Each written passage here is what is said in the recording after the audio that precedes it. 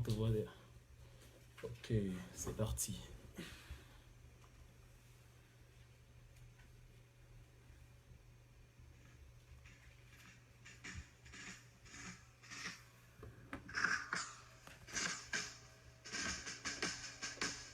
Des vallées, des boulevards, au plateau de la Damawa, des bambous sautivent majestueux le char des dieux. Et toute cette terre qui gronde, son espérance profonde, c'est le souffle de la renaissance du Cameroun.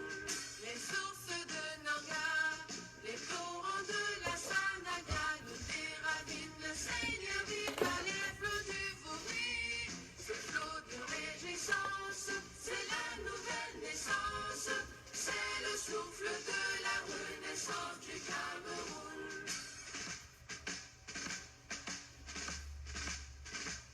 Sur les Manekoupa, sur les crêtes de Reboba, marque ça qui nous caresse, pique aussi d'allégresse.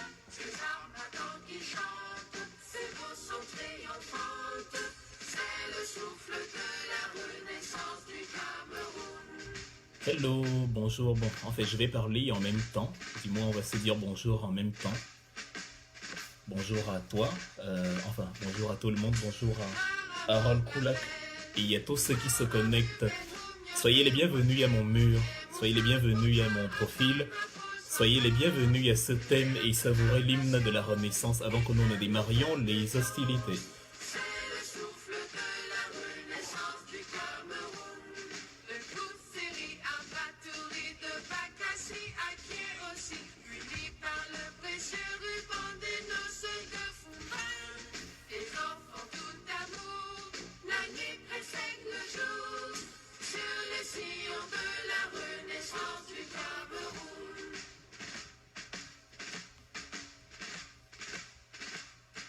Frères et sœurs ensemble, pays Bonjour cher Williams. Bref, bonjour à tout le monde. du Cameroun.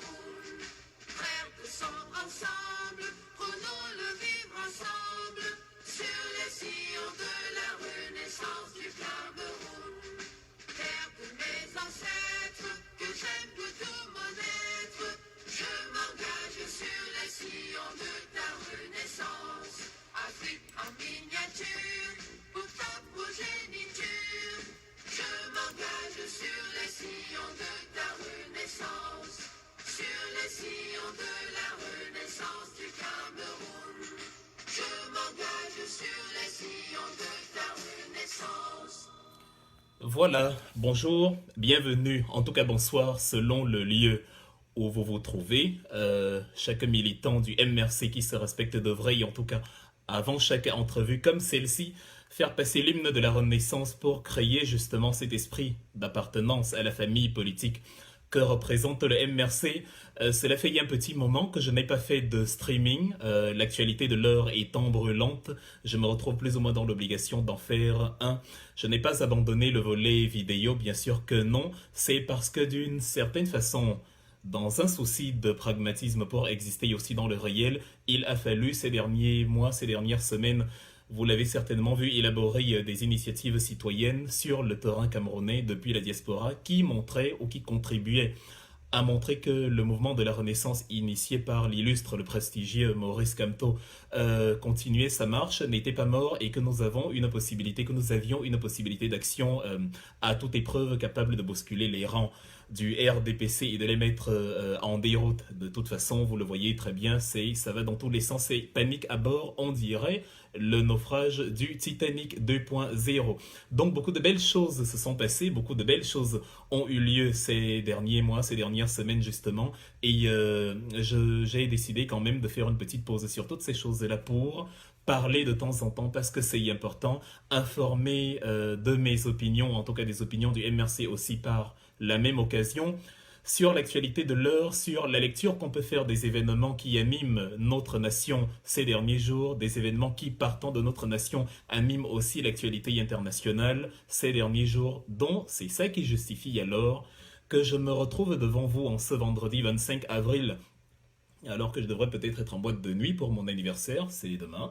En tout cas, la politique étant l'art de la vie quotidienne, étant l'art de l'interaction journalière, étant l'art de voilà ce qui se passe au jour le jour, il est clair que même si vous avez un deuil, même si vous avez un événement heureux, même si vous avez un événement malheureux, l'actualité n'attend pas, il y a des choses qui se déroulent à chaque instant que Dieu fait. Et donc, vu justement les proportions que ça a prises au Cameroun ces derniers temps, celui qui se paye le loisir de fermer les yeux pendant quelques minutes va justement être un peu délaissé parce que le train de l'actualité, le train de la renaissance, le train de la politique ne connaît pas de station d'arrêt.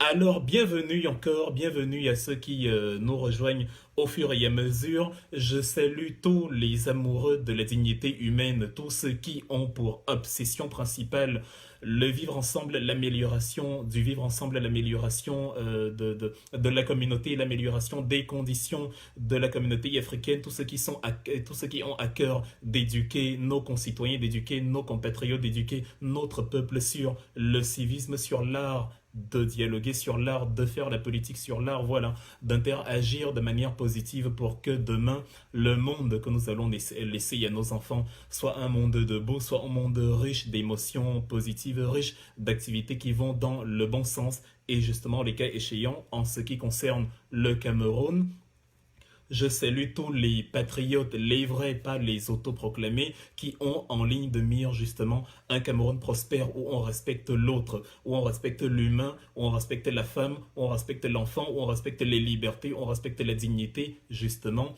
à toutes les échelles. Donc, je commence par donner un petit salut à ces deux garçons qui sont en prison actuellement pour une affaire plus ou moins de mœurs, pour un fait divers certes poignant mais qui ne l'était pas vraiment et qui est devenu quelque chose de très compliqué parce que la barbarie et la bêtise de l'administration qui caractérise, en tout cas le comportement qui caractérise l'administration au Cameroun a conduit à ce que des choses qui n'existent nulle part ailleurs, dans aucune nation qui se dit civilisée, aient cours dans notre pays. Alors, dans une société qui se veut développer, dans une société qui se veut en voie de développement, dans une société qui se veut progressiste, dans une société qui tend à aller vers l'avant, il n'est pas concevable que des mineurs, parce que oui, il y a le concept de mineur, il n'est pas concevable que des mineurs soient mis dans les geôles que partagent les criminels, les rebuts de la société et ceux qui ont vraiment commis des actes répréhensibles avec des répercussions sur le long terme. Si vous avez des commis de l'État, des ministres, des personnalités publiques qui ont brillé par leur roublardise et qui ont volé des milliards de la République, des milliards de l'argent qui aurait servi à construire des infrastructures, de l'argent qui aurait servi à justement donner au pays la structure publique, la structure des services publics qui aurait permis aux citoyens de vivre dignement quand ces gens-là justement sont en liberté, continuent de vaquer à leurs occupations et se muent même en justiciers qui embasillent les uns et les autres et que dans le même temps il y a des petits garçons qui pour 200 000 francs se retrouvent à Kondengui dans l'insalubrité et dans l'indignité d'une prison comme celle-là alors qu'ils ne sont pas encore tout à fait conscients de la profondeur de l'acte qu'ils aient commis alors que la sanction dans un pays en voie de développement se veut progressiste, se veut constructive, se veut éducatrice, se veut civique pour que tel incident ne se répète plus. La sanction dans le cas du Cameroun se veut barbare, se veut animal et comme le chat ne sait que miauler, comme le chien ne sait qu'aboyer, comme le bœuf ne sait que beugler, forcément on se retrouve voilà avec des comportements comme cela. Cela se serait passé dans un pays européen qu'on aurait essayé d'élaborer des mesures de réinsertion. On les aurait amenés dans un cabinet de redressement avec une assistance voilà d'instruction civique parce que à cet âge-là on ne sait pas encore ce que on fait, on ne sait pas toujours la profondeur de la gaffe qu'on commet et d'ailleurs il y a des adultes parmi nous qui en commettent des plus graves. Donc pour dire les choses clairement sans mâcher mes mots et je crois que vous partagez tous cette opinion avec moi, je ne peux pas comprendre que Jacques Famendongo qui doit aux étudiants des dizaines de milliers d'ordinateurs pour des dizaines de milliards de francs CFA continue à vaquer à son quotidien comme si de rien n'était, pendant que d'un côté les étudiants n'ont pas les instruments promis, de l'autre côté ceux qui ont les instruments promis ont finalement à la place d'ordinateurs de petites capsules sur écran que personne n'accepterait de posséder dans des pays qui se disent développés. Allez dans des pays en voie de développement en Asie, allez à Singapour, allez à Taïwan, allez en Chine et donnez-leur ce genre de choses à l'université, on vous crachera à à la figure parce qu'aucune recherche poussée pour des étudiants qui cherchent l'excellence technologique, qui cherchent à accomplir quelque chose, qui cherchent à réaliser de grandes œuvres pour leur pays. Personne ne vous acceptera un appareil comme ça. Ça ne permet de réaliser aucun travail digne de ce nom au 21e siècle. Nous sommes le 25 avril 2019. Le ministre de l'administration territoriale, entre guillemets, parce qu'ils aiment bien ces titres-là, alors qu'ils les ont par usurpation, monsieur Atanganji Paul, qui n'a toujours pas répondu devant qui que ce soit des bandits qu'il est allé chercher au nom de Transparency International. Là, on parle de faits, on ne colporte pas de rumeurs, on parle, c'est une analyse empirique, factuelle, des choses qui se sont déroulées et que même le dernier des imbéciles est capable de voir dans toute l'étendue de sa mauvaise foi. Donc, quand on ne peut pas répondre des choses comme ça, qui ont coûté de l'argent aux contribuables, qui ont désabusé les institutions de la République, les mêmes qui nous disent qu'il faut les respecter, ces institutions, quand des gens comme ça, justement, n'ont pas à répondre de leurs actes et que paradoxalement, des petits garçons sont embastillés, on se rend bien compte à quelle profondeur du hors-sujet le Cameroun, pays de Paul Biya, est tombé, en tout cas pays offert à Paul Biya, sur un plateau d'argent par le cabinet aux gelattistes qui n'était là que pour justement s'assurer qu'il y a un valet colonial qui va faire prévaloir les intérêts de la France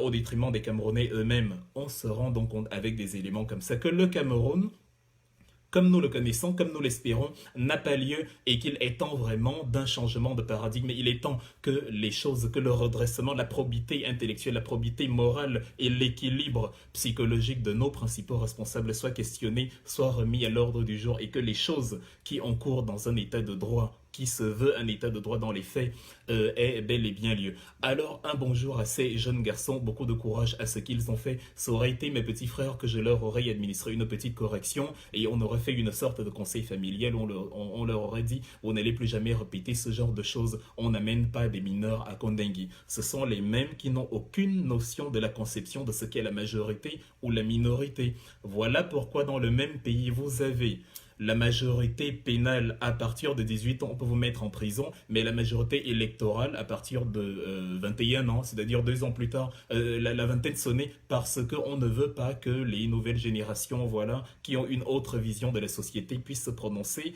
en défaveur de celui qui, parce qu'il a des acquis de 37 ans, s'est habitué à ce que la vieille génération, les vieux crottons, les vieux crollants qui ont été nos parents, nos grands-parents, qui aujourd'hui font partie du 4e, voire du 5e âge, ceux qui ont toujours voté pour lui depuis la nuit des temps, par convention plus que par conviction, continuent justement de voter parce que il y a du pain et du poisson à la clé, parce qu'il y a des promesses de nomination à la clé, parce qu'une élite du village est députée ou ministre, même si nous manquons de robinet, même si nous manquons d'infrastructures, même si nous manquons d'énergie électrique par ego personnel et par imbécilité citoyenne, on se retrouve comme ça, en flatter la fierté, la pseudo-confiance qu'on a en soi-même en se disant, voilà, j'ai un cousin, un frère, un oncle qui est élite de tel ou tel village, et peu m'importe si le service public qui caractérise l'IDH, l'indice de développement humain, est assuré.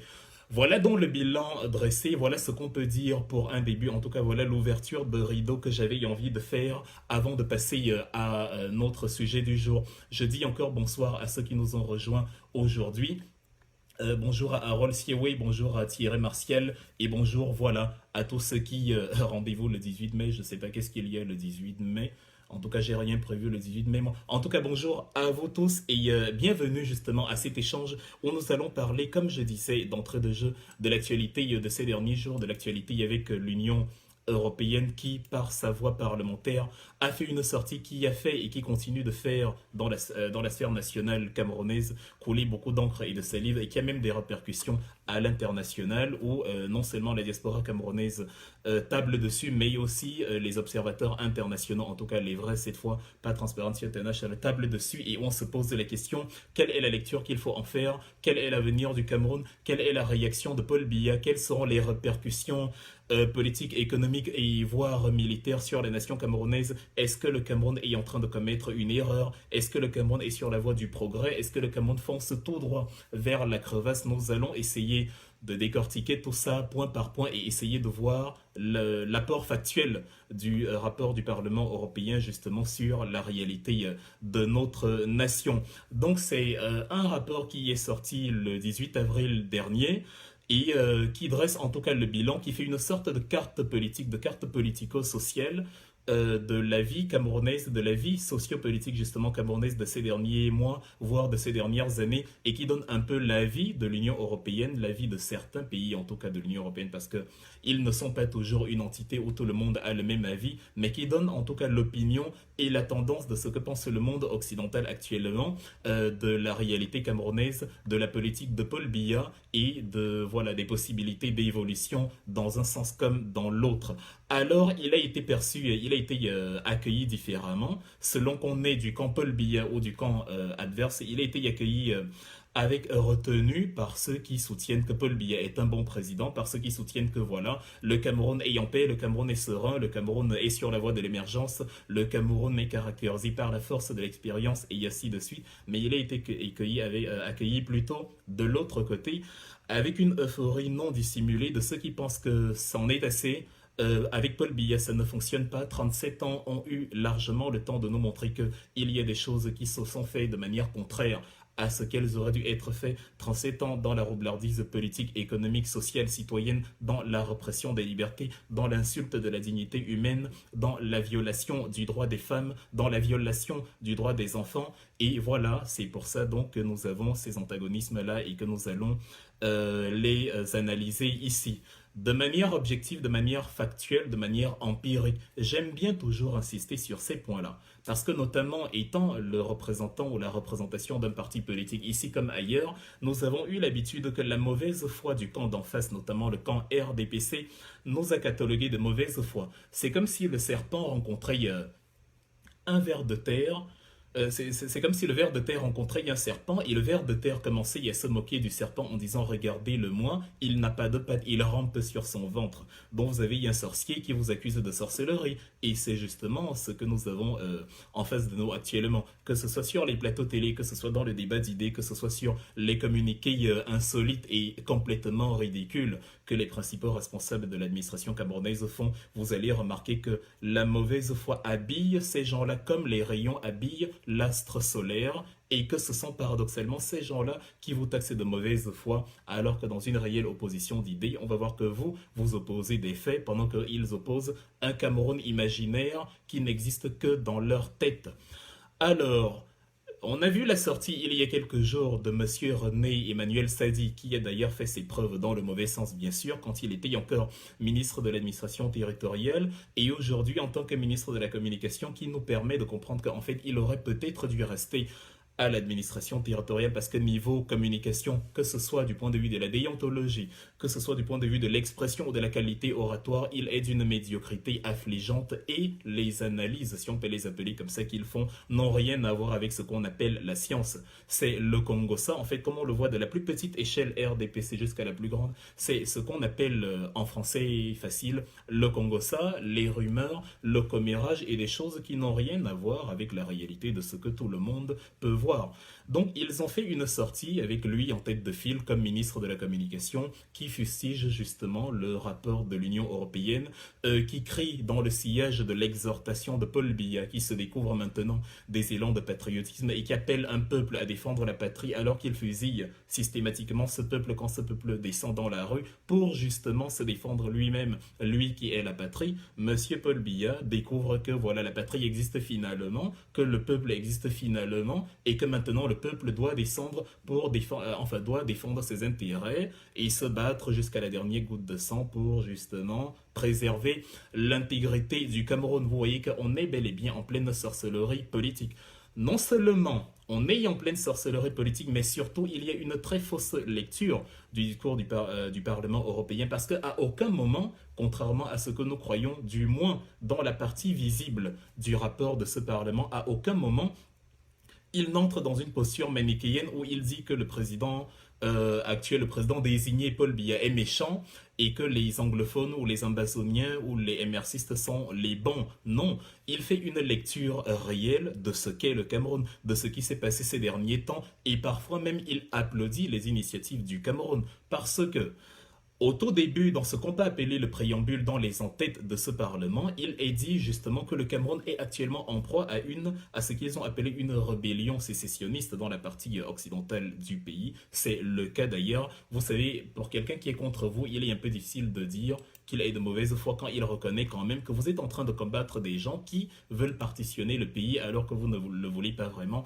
alors que vous voulez l'unité. Donc, dans un souci d'objectivité, j'aurais été justement de cette Union européenne que j'aurais d'abord commencé par montrer, j'aurais été en tout cas de ce gouvernement que j'aurais quand même essayé de reconnaître que il y a une sorte de logique d'impartialité dans ce rapport qui reconnaît que nous sommes dans une situation de guerre où une partie du pays n'approuve pas le gouvernement central et veut justement se détacher politiquement. Dont ils le disent, ils mentionnent aussi le rapport Boko Haram et dans l'entête, ils parlent justement des conventions signées par le Cameroun à l'international, le pacte international civique de 1966 par exemple, la charte africaine des droits de l'homme par exemple, des droits de l'homme et des peuples, ou encore la déclaration universelle des droits de l'homme dont le préambule, enfin dont la première version remonte à la Révolution française de 1789, à l'époque où le Cameroun n'existait pas encore dans sa conception actuelle et où les Noirs n'étaient même pas encore inclus justement dans cette considération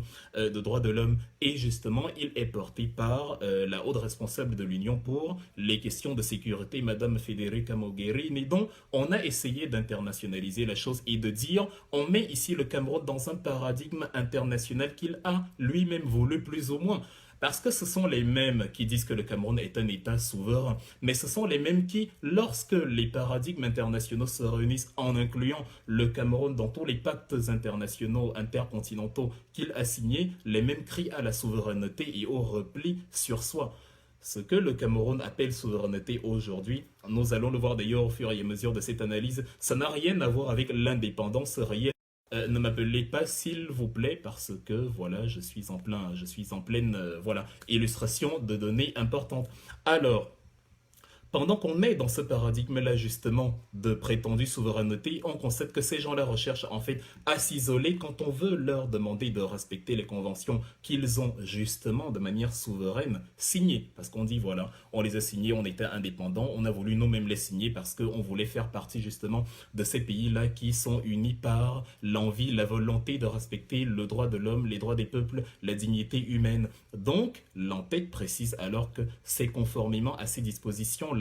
Et le premier, je crois, c'était le point A, qui, avant qu'on ne commence à fustiger les exactions du gouvernement camerounais contre les minorités, il précise que oui, on concède le Cameroun est actuellement en proie à des troubles. Il y a Boko Haram et il y a justement une rébellion sécessionniste. Mais après, lorsque ça continue sur les points notamment B, C et D, on précise que voilà, il y a les violations de droits de l'homme en ce sens où les libertés publiques sont systématiquement réprimées. C'est un fait. C'est-à-dire, c'est tellement un fait que, en termes de mauvaise foi, c'est facile pour déterminer qui a la mauvaise foi. Demander simplement à un partisan de Paul Biya, est-ce que les libertés camerounaises sont réprimées ou non? Le même qui va vous dire qu'au Cameroun, on est libre de s'exprimer comme on le veut, est le même qui vous dira, lorsque vous allez écrire quelque chose contre Paul Biya, même si c'est de manière satirique, il va vous dire, la prison te guette.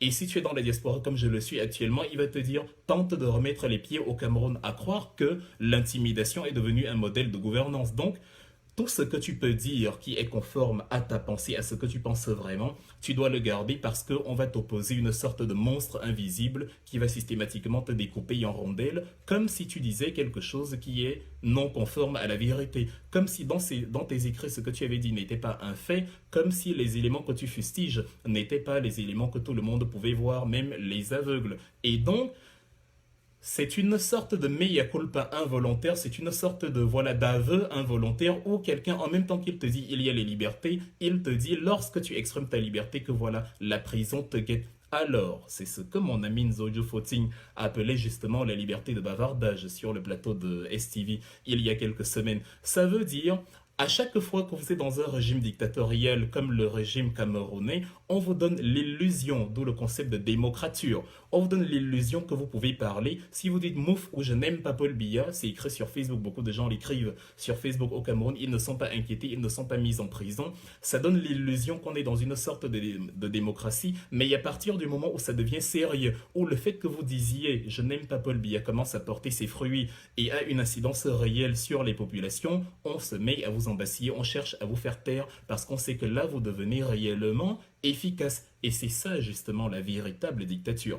Par rapport à la dictature de Hitler, on savait que c'est une dictature et on prenait des dispositions pour. Mais la dictature, comme nous le vivons au Cameroun, c'est une dictature difficile à combattre parce que vous avez en face de vous vos compatriotes qui sont les premiers obstacles sur votre chemin et qui vous disent que non, tout va bien, qui vous disent que non, le droit n'est pas bafoué, qui vous disent que non, on peut parler contre Paul Biya et ne pas être inquiété et qui ont des œillères dans les yeux qui les empêchent de voir que lorsque vous vous levez réellement pour faire bouger les lignes, c'est là où vous vous rendez compte de la barbarie, de la mesquinerie à outrance ourdie par un système qui est prêt à tirer sur des femmes avec des bébés sur le dos. On le verra au fur et à mesure tout à l'heure. Donc, avant de venir sur le volet embastillement, le rapport de l'Union européenne a quand même précisé, du Parlement européen a quand même précisé que le Cameroun était en train justement d'essayer de préserver son intégrité territoriale aussi bien contre Boko Haram que contre les velléités sécessionnistes. Pour ceux qui fustigent chaque fois que les étrangers veulent dire quelque chose sur notre pays, il faut que quand même ils reconnaissent souvent le caractère impartial à certaines échelles, à certains échelons des avis que ces instances internationales donnent sur le Cameroun.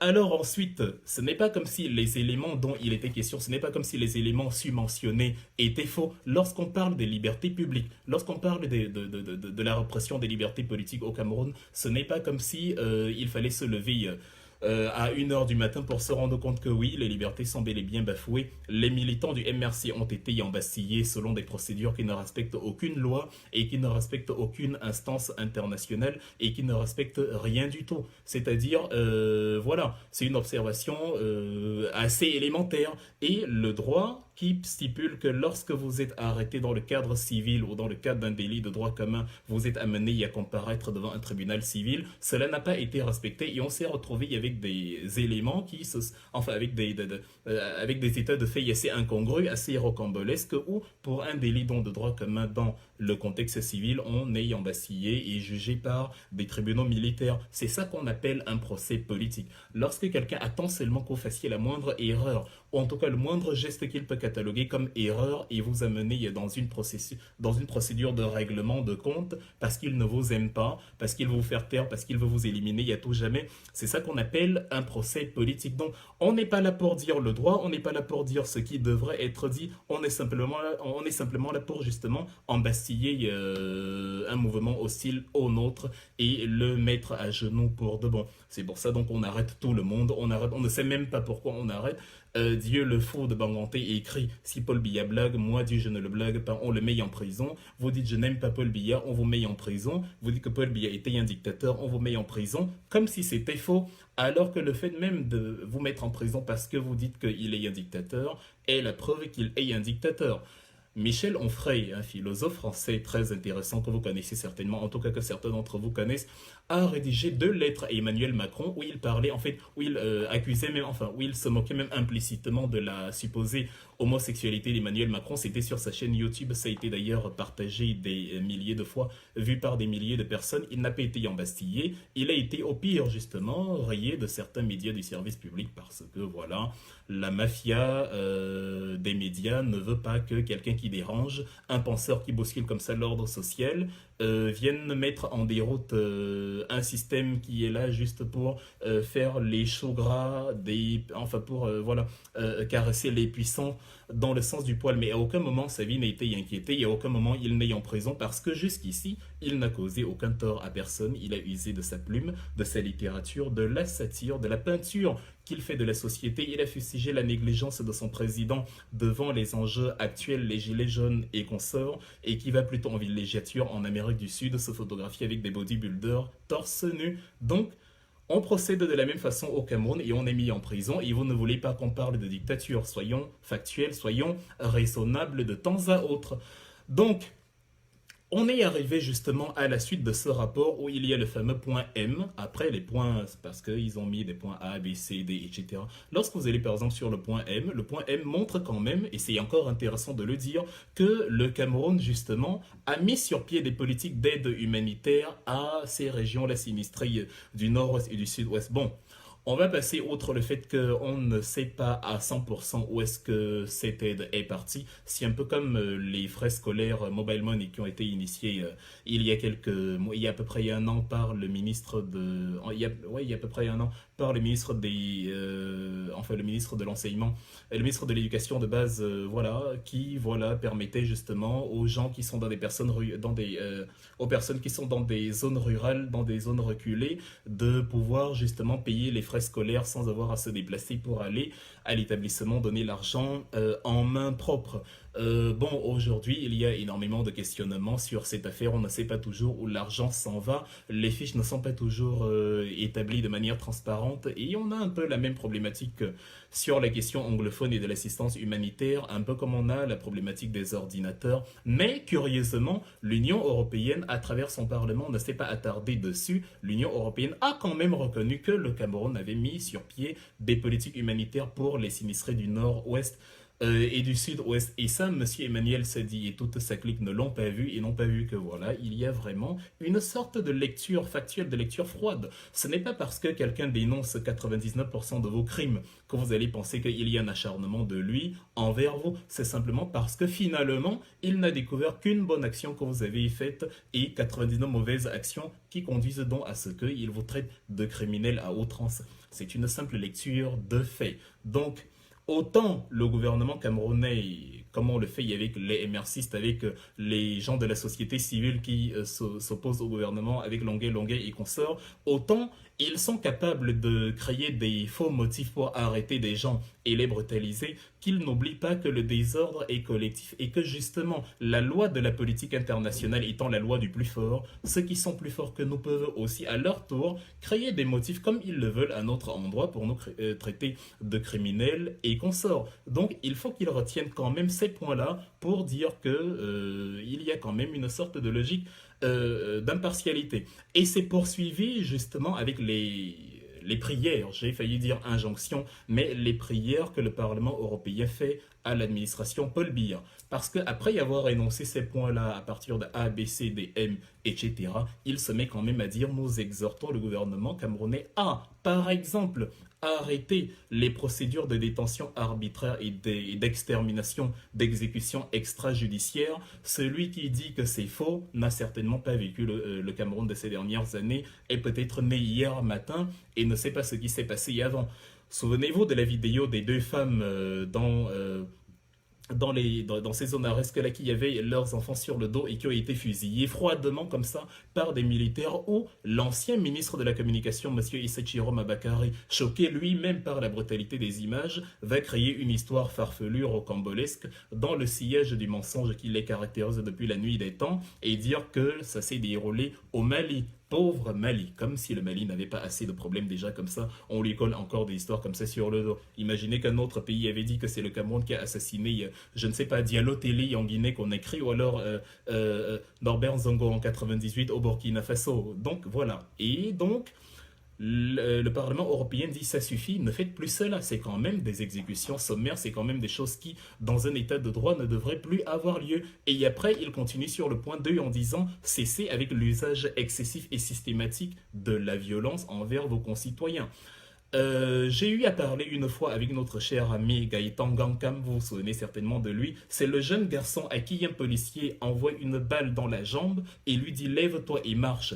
Imaginez le degré de monstruosité qu'on peut avoir lorsqu'on en arrive là avec un concitoyen qui ne fait que marcher et on estime que le crime qu'il a commis est tellement grave qu'il mérite du plomb dans la jambe au point où on ne le laisse même pas souffrir de sa douleur. On lui demande lève-toi, continue de marcher, on va voir comment tu vas encore. En fait, c'est incroyable. Ça atteint donc des proportions d'inhumanité qui conduisent à ce que même l'Union européenne dans sa barbarie habituelle parce qu'ils nous ont colonisés, ils nous ont fait énormément de mal, mais c'est maintenant un bandit qui vient donc dire à un autre bandit, voilà, arrête ce que tu es en train de faire, parce que même pour le bandit, c'est devenu un peu incompréhensible, parce que eux, au moins, ils venaient nous écraser, nous tuer, nous assassiner, parce qu'ils voulaient nos matières premières, parce qu'ils s'opposaient justement à ce que nous retrouvions, les richesses qui sont les nôtres. Mais qu'est-ce qu'un citoyen représente comme menace envers un policier qui estime que oui, je peux lui tirer dessus, je peux lui tirer dessus et ne même pas le laisser pleurer alors qu'il a du plomb dans la chair.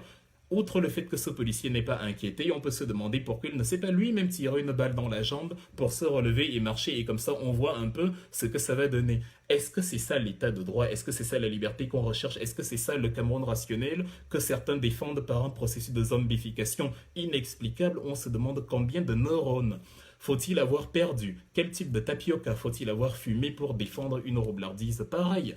Donc, on exhorte dans le Cameroun à arrêter justement ces manœuvres et on exhorte dans la foulée. On y va un peu comme ça de manière disparate sur quelques-uns de ces points. Il y en a une petite dizaine au total. Le Parlement européen exhorte en troisième position le gouvernement camerounais à se prononcer et à sanctionner valablement les discours de haine, les discours faux, les discours mensongers que les éléments de la société propagent partout à travers Internet, à travers la société, à travers les médias. Et ce qui est curieux dans cet état de fait, c'est que dans les œillères qu'ils ont mis sur leurs paupières pour ne pas voir la réalité en face, les seules choses qu'ils fustigent, les seules choses qu'ils critiquent, c'est les exactions verbales soi-disant commises par les militants du MRC ou encore les autres, ou dans les diasporas, je sais pas, la brigade anti-sardinard, ou alors, je sais pas, en fait, ils voient le mal chez tout le monde, sauf chez eux-mêmes.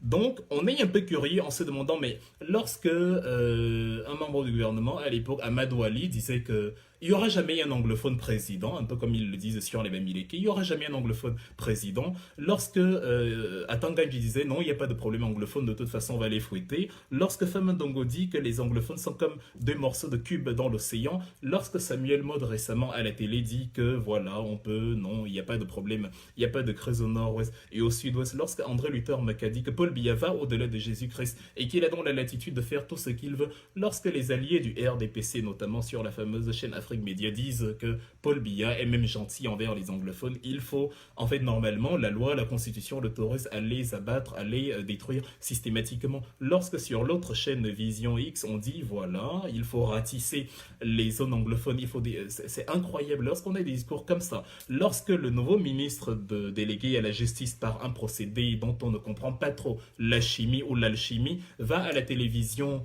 télécommandé par justement ceux-là qui veulent créer une logique très dangereuse de crispation ethnique, va à la télévision dire aux siens, on va les appeler comme ça, que voilà, les Bamileke doivent faire attention parce que les Juifs, à un moment donné, étaient très arrogants envers Adolf Hitler et c'est pour ça qu'Adolf Hitler les a... voilà, c'est pour ça qu'ils ont payé le prix fort. Bon, je ne sais pas trop dans quel pays normal on pourrait déjà, de un, laisser ce monsieur continuer d'être ministre comme il l'est encore actuellement. De deux, comment on pourrait même le laisser sortir de l'établissement médiatique dans lequel il a fait l'émission et dans lequel il a dit ça. Il aurait été recueilli directement à la porte et amené à s'expliquer. Mais dans ce pays où le droit correspond, où le droit rime en fait avec l'humeur du jour de Paul Biya, c'est ceux qui ont le droit de la force qui détermine à la place du droit réel ce qui est la force du droit.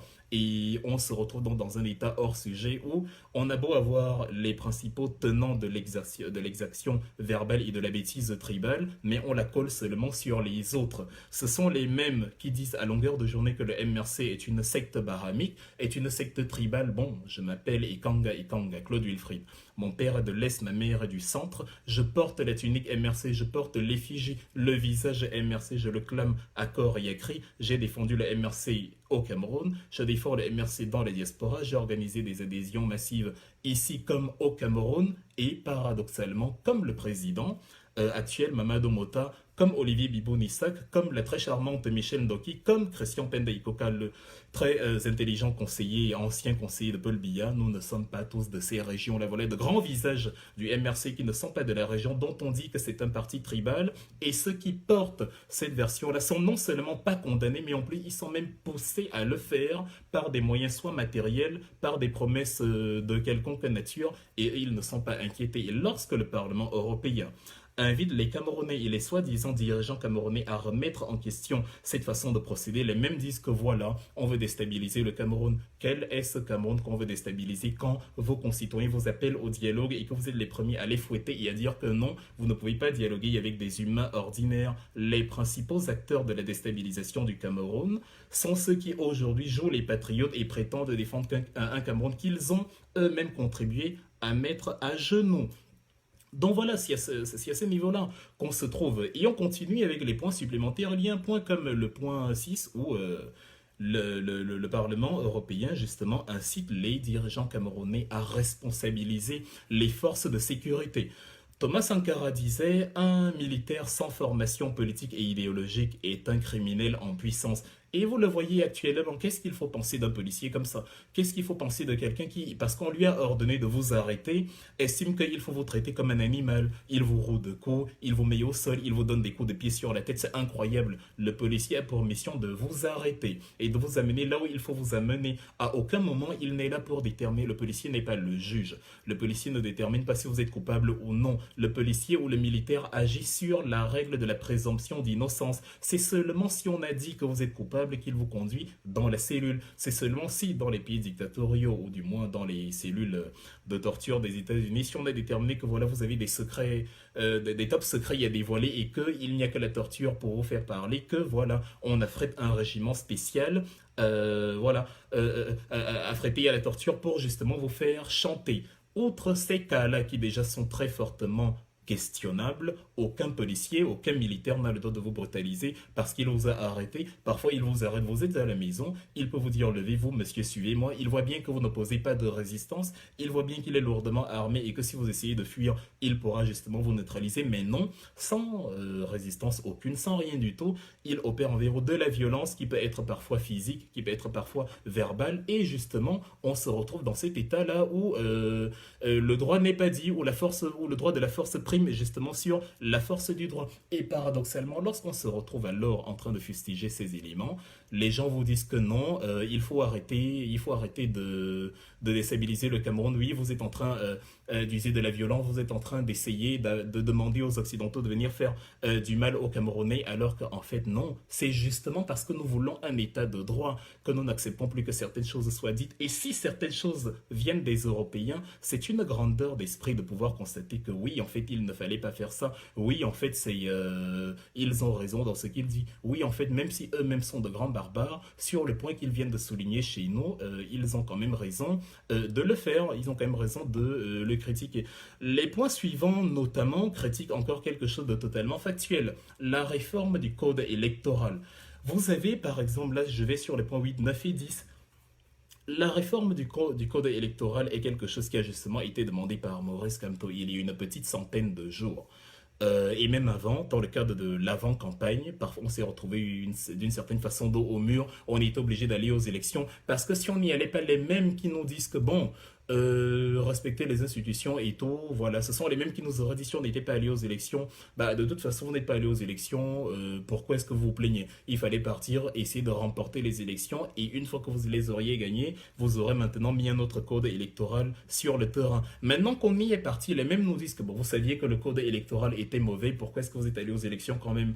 Vous comprenez donc qu'on est dans un pays de fous où les gens ne savent pas ce qu'ils critiquent, en fait, où les gens critiquent simplement parce qu'il faut critiquer, parce qu'il faut s'opposer, parce qu'on les a justement donné de manière officielle ou non une mission d'imbécilisation citoyenne à outrance, propager des choses qui n'ont pas de sens parce que selon eux le Cameroun va très bien, on aime Paul Biya et les choses doivent rester ainsi. Quand on n'a pas d'idéologie, quand on n'a pas de projection future, quand on n'a pas de vision d'avenir, on ne peut que défendre une roublardise pareille. Les faits, pour pouvoir bien dormir la nuit de vos deux oreilles, c'est que lorsque tu regardes le Cameroun, tu ne peux arriver qu'à une seule conclusion, c'est un pays hors sujet, c'est un pays qui fait des choses qui ne se font nulle part, c'est un pays dont les paradigmes ne devraient pas être ceux-ci, et il n'y a aucun débat là-dessus, c'est d'une factualité, c'est d'une évidence des plus élémentaires.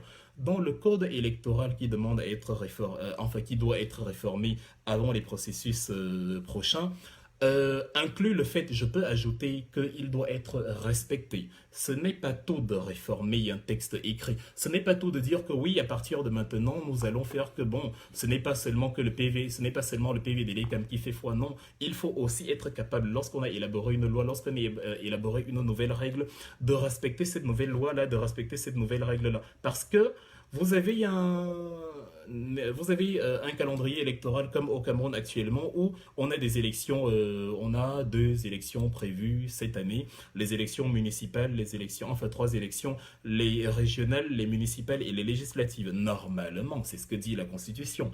Depuis la fameuse révision du 18 janvier 96, les régionales, justement, sont entendues qu'elles devraient y avoir lieu avant les municipales et les législatives. Parce que, pardon, les municipales devraient y avoir lieu avant les régionales et les législatives. Parce que ce sont les conseillers municipaux, ils sont à peu près 10 000 actuellement, qui élisent les conseillers régionaux. Actuellement, les 90% des conseillers municipaux appartiennent au RDPC. Autrement dit, si vous organisez actuellement les élections régionales, vous allez les organiser avec les militants RDPCistes qui vont donc s'arranger à ce que le RDPC soit justement le parti qui va gagner les régionales. En fait, c'est d'une pierre deux coups, deux élections gagnées parce qu'on a tripatouillé de manière savamment orchestrée le processus d'élection. Et c'est ce domaine qui caractérise le talent de Paul Biya depuis le 6 novembre 1982. Parce que autant on a perdu en termes d'infrastructures économiques, autant on a perdu en termes de réalisation du service public, autant on a perdu en termes de démocratie. En tout cas, bon, il n'y en a pas vraiment eu sous Aïdjo Milieu un pseudo-espoir après les événements de 1992 et la libéralisation qui n'aura duré finalement que quelques mois. Autant voilà, le Cameroun a poursuivi son chemin vers la décrépitude à toutes les échéances, autant sur le volet de la conservation justement de sa position actuelle en utilisant tous les moyens imaginables. Sur ce domaine-là, il a été excellent. Et plus les jours passent, plus il nous conforte dans cette idée. Donc, il y a dans cet élément-là qui fait que voilà, il y a un système qui est orchestré où on voit que la tendance nous dit non seulement on n'a pas l'information sur le calendrier, mais en plus, voilà, le calendrier tend à avoir une tangente qui ne nous plaira pas. Et sur les élections d'ailleurs passées, outre le fait du bandit, du quatuor de bandits qu'on est allé chercher pour Transparency International, il y a le fait des PV qui ont, voilà, vous savez un peu, des PV sans signature, etc. Et des PV, des LECAM qui sont censés être acceptés comme ça. Et ce sont ces gens qui nous disent, bon oui, le MRC, apportez vos PV à vous, mais ça ne servira à rien. Ce sont les gens qui vous disent qu'en cas de contentieux, le PV des LECAM fait foi. Ce sont les mêmes qui vous disent, non, si vous apportez les vôtres, on va accepter. Mais non, si on apporte les PV, ils diront, mais regarde, bon, vous avez vos PV, de toute façon, ils ne sont pas authentiques, ils ne sont pas réels, ce n'est pas vrai. C'est le PV des LECAM qui compte de toute façon. Et c'est d'ailleurs ce qu'ils ont fait depuis le départ. Le refus de dialogue ou de recomptage très élémentaire demandé par Maurice Kamto a été, voilà, c'est l'élément déclencheur en fait de la pièce de théâtre dans laquelle on est aujourd'hui. Quelque chose de très simple est devenu très compliqué. En tout cas, on appelle donc justement, le Parlement appelle entre autres le gouvernement camerounais à procéder à la fameuse révision du code électoral. Et il y a une disposition où il dit, si les pourparlers ne sont pas, je crois c'est, enfin j'ai dit c'était les 3 DP 8, 9 et 10, le point supplémentaire concerne les pourparlers avec les anglophones. Et là vous allez encore vous rendre compte qu'il s'agit d'une simple description de fait. Lorsque le cardinal Christian Toumi, avec les imams de Bamenda et Boya, et le patron de l'église presbytérienne camerounaise ont élaboré une feuille de route de dialogue interne sur la question anglophone, de dialogue anglo-anglophone dont ils allaient présenter les doléances à l'État. Ils ont refusé, ils ont systématiquement refusé de parler avec eux. Ils ont dit voilà, ça n'aura pas lieu, on va réfléchir et d'abord renvoyer à plus tard. Ils ont renvoyé à novembre et après novembre, bah, finalement c'est resté lettre morte et actuellement il n'y a rien qui ne se passe et finalement la situation continue d'être compliquée là-bas. Parce on a en face de nous un gouvernement borné qui refuse d'écouter, qui est persuadé qu'il est le seul à détenir la solution, qui est persuadé qu'en dehors de lui, il n'y a pas de vérité. C'est vraiment ce que Blaise Pascal disait. Vérité en deçà des Pyrénées, erreur au-delà. On va dire actuellement, voilà, vérité en deçà du D, erreur au-delà. Si vous traversez en deçà du Mongo, pardon, erreur au-delà. Quand vous passez à l'autre rêve du Mongo, personne n'a la solution. Mais de ce côté du Mongo, c'est à Tanganji, même s'il vient justement de l'autre côté du Mongo, et même s'il n'est pas très intelligent, c'est Yatanganji qui a la solution. C'est René Emmanuel Sadi qui a la solution de ce côté, même s'il est incapable de lire un texte en anglais, même s'il confond la Commission africaine, le Parlement africain, avec le Parlement européen. D'ailleurs, ce cher Jean-Baptiste Atamung a fait exactement la même erreur hier sur le plateau d'Equinox Soir, à croire qu'ils bug tous à cet endroit-là. Parlement africain, Parlement européen. C'est un peu comme ça, quand on est assis à la même école, on est justement nourri dans l'huile du même type de mensonge. Ce n'est pas la peine d'aller chercher plus loin. Donc on les exhorte justement à réinstaurer un véritable socle de pourparlers avec les zones anglophones parce que vous ne pouvez pas, à la place de quelqu'un, élaborer des solutions pour lui sans son consentement. C'est curieux de voir le gouvernement camerounais actuel se plaindre de l'Union européenne qui vient s'ingérer dans nos affaires sans notre consentement. Les mêmes veulent quand même résoudre les problèmes des anglophones sans impliquer ces anglophones-là à la résolution de leurs propres problèmes. Ils oublient que il y a 3 ans, c'est exactement ce caractère borné, cette introversion, cette têtutesse et cette arrogance à outrance qui a conduit à ce que les gens se radicalisent, que les opinions s'échauffent et que nous passions d'un simple dialogue sociopolitique à un dialogue politico-militaire. Ce que nous avons aujourd'hui est curieusement, il ne ressent à aucun moment le besoin de changer de mode opératoire, le besoin de changer de façon de faire. Le Parlement européen les exhorte donc à changer cela sinon, l'affaire pourrait être portée au Conseil de sécurité de l'ONU, ce que personne ne souhaite justement. Vous savez, il y a déjà la réduction de l'aide militaire américaine, et c'est d'ailleurs le point 10, le dernier point justement de l'allocution de ce Parlement, parce que les États-Unis fonctionnent selon une loi qu'ils ont créée dans les années 90-95, c'est la loi Leahy. Comme Emmanuel Sadi ne sait pas parler anglais, on va lui faire un petit cours à ce sujet, et cette fois sans lecture. C'est une loi qui a été créée par M. Peter Leahy il y a quelques décennies, qui disait que voilà, aucun État africain ne va bénéficier d'une aide militaire américaine si il s'avère qu'il est coupable de violation de droits. Ils disent donc en substance, j'espère qu'il nous écoute, notre cher communicateur ministre, no assistance shall be furnished to any unit of the security forces of a foreign country if the Secretary of State has credible information about gross violation of human rights. C'est-à-dire, si le secrétaire d'État, le département d'État américain, qui est l'équivalent du ministère de la Défense, a des informations selon lesquelles un pays est coupable de violation de droits, un peu comme le fait de tirer sur les femmes à quelques jours du 8 mars, comme si on n'avait pas de femmes ou de filles ou de mères à la maison, le fait de tirer sur des citoyens qui ne représentent aucun danger, le fait d'amener en prison des enfants de 5 ans, a fortiori, l'aide militaire que vous prétendez, enfin l'armement dont vous prétendez disposer pour vaincre Boko Haram, etc., ne vous sera pas fourni. Et on sait que c'est très dangereux parce que, n'oubliez pas, les États-Unis, ce ne sont pas des gentils ou des enfants de cœur. Ces pays-là, ce sont les mêmes qui, par des sociétés filles, par des entourloupes économiques et effets maniales, financent encore certains groupes terroristes qui viennent encore combattre les États contre justement l'armement de l'État lui-même. Tout n'est qu'une question de business et les États-Unis à eux seuls, c'est plus de 70% justement du budget militaire, c'est plus de 40% en tout cas, près de la moitié du budget militaire de la planète entière. Donc, on doit faire très attention dans ces paradigmes. Et les parlements européens terminent en disant ils prennent note du fait que les États-Unis aient réduit leur assistance militaire. Voilà donc un pays souverain qui se dit souverain mais qui bénéficie d'une assistance militaire parce qu'il est incapable de produire par lui-même. Il dépend justement des autres dans la logique des matières premières parce qu'il est incapable de faire quoi que ce soit par lui.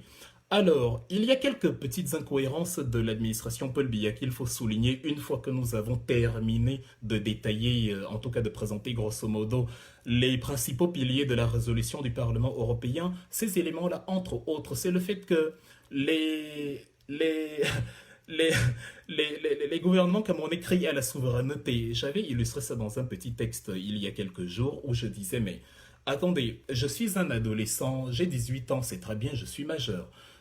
Sauf qu'il y a un problème, chaque matin je demande de l'argent à mon père, c'est mon anniversaire, je veux de l'argent. Je veux voir ma petite amie, je demande de l'argent. Je veux voir ma deuxième petite amie parce que j'en ai deux forcément, je veux de l'argent. Je veux voir ma troisième petite amie parce que j'en ai 203, je veux de l'argent de poche. Et lorsque mon père me dit, fais quand même attention, ne rentre pas à la maison avant après 21 heures, je lui dis, bah, attends, je suis grand, je m'occupe de moi, enfin, je suis grand, voilà, je suis assez responsable, je peux déterminer moi-même quand est-ce que je rentre à la maison. Mais le père va te dire, wow, wow, watch out. Tu bénéficies de mon argent de poche pour tes campagnes de villégiature. Tu n'as donc pas encore la latitude de déterminer de ce que tu peux faire de ta vie à 100% parce que d'une certaine façon, c'est moi qui fais encore ici la pluie et le beau temps. Et c'est un peu le cas du Cameroun. Il y a une initiative dans l'aide humanitaire que j'ai mentionnée dans le point M, dont parlait justement le Parlement européen. Il y a une initiative créée par les Camerounais, enfin créée par le gouvernement camerounais avec l'assistance de plusieurs ONG européennes et enfin de plusieurs ONG internationales justement, et soutenue à l'époque par Monsieur Emmanuel Sadi le même, quand il était encore ministre de l'administration territoriale, c'est-à-dire le poste qu'Atanganji occupe actuellement. Il justement avait appuyé un plan d'aide qui avait été octroyé par les programmes des Nations Unies, un plan d'aide pour à peu près 3 millions de personnes dans ces zones sinistrées. Là, vous savez qu'il y a à peu près, c'est d'ailleurs ce même rapport des Nations Unies qui le dit, 440 000 réfugiés internes et près de 32 000 au Nigeria. Le Cameroun, qui avait l'habitude d'accueillir les réfugiés, est maintenant le pays qui demande aux autres d'accueillir ces réfugiés. En tout cas, où les autres pays voient des réfugiés venant du Cameroun parce qu'ayant fui le sinistre dans leur pays. Et il y a sur le paradigme alimentaire global à peu près 600 000 personnes qui sont justement en train de faire la navette en interne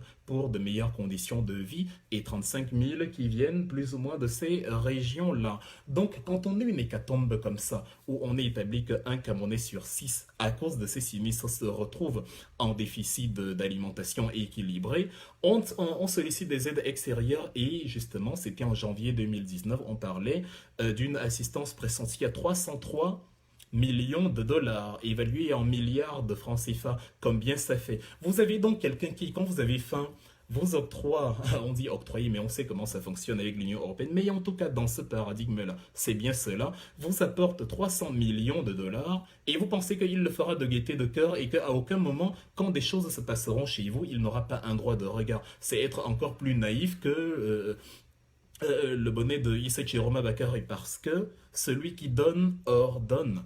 Et donc, le Cameroun qui continue d'accepter l'aide humanitaire extérieure ne peut pas se lever et parler de souveraineté.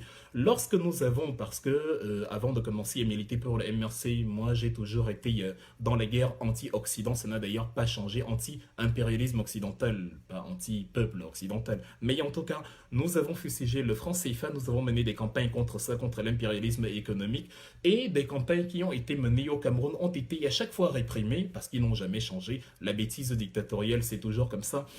Kémy Seba a été expulsé du Sénégal pour justement avoir battu campagne contre le franc CFA où il a symboliquement anéanti un billet par le feu. Il y a, l'actualité la plus récente, la campagne qu'il a voulu organiser en Côte d'Ivoire d'Alassane Ouattara et qui a été aussi réprimée. Il était expulsé cette fois-ci non pas vers la France mais vers le Bénin. Peut-être que le Bénin, demain son pays natal, va encore le chasser vers la France. Cette même France qui ne le veut pas et qui va l'envoyer peut-être, je sais pas, sur Mars, sur Jupiter, parce qu'il faut bien qu'il aille quelque part.